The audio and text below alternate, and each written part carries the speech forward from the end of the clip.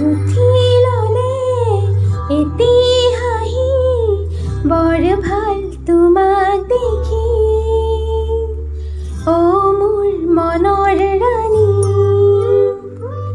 এটি